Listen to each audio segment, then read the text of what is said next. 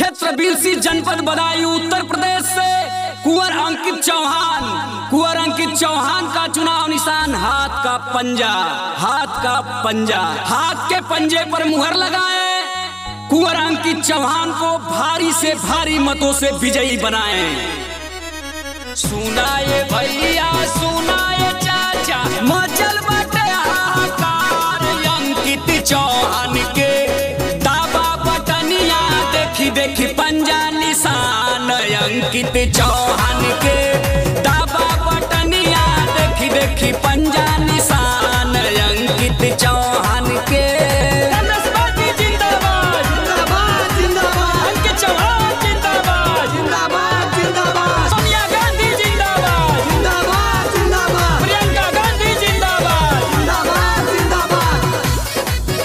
मेरा स्वाभिमान और सम्मान को कुंवर अंकित चौहान को। चुनावी समर में इनकर मचल बाटे हाला हो, बात व्यवहार या करम के बोला बाला हो, चुनावी समर में मचल इनकर हाला हो, बात व्यवहार या करम के बोला बाला हो। गांधी के चलल बयाती ये बाटे विचार सगरो जनता के। ए भैया चुनाव निशान हाथ का पंजा, कुंवर अंकित सिंह चौहान का चुनाव निशान हाथ का पंजा। विकासवा के गांधी के चलल बयाती ये बाटे विचार सगरो जनता के।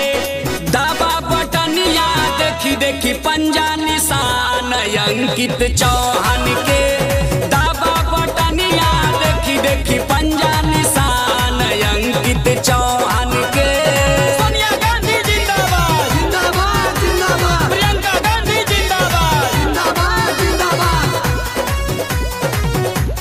प्रियंका गांधी का एक ऐलान, असहाय गरीबों के नाम।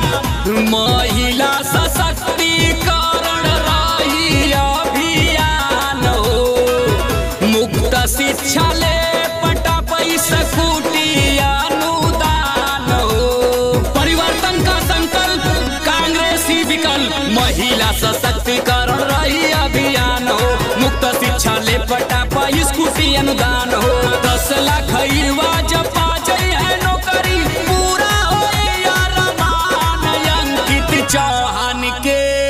ए चाचा ए दादी ए माई, 114 विधानसभा क्षेत्र बिलसी जनपद बदायूं से कुंवर अंकित सिंह चौहान। 10 लाख युवा जे पा जाए है नौकरी, पूरा हो अरमान अंकित चौहान के।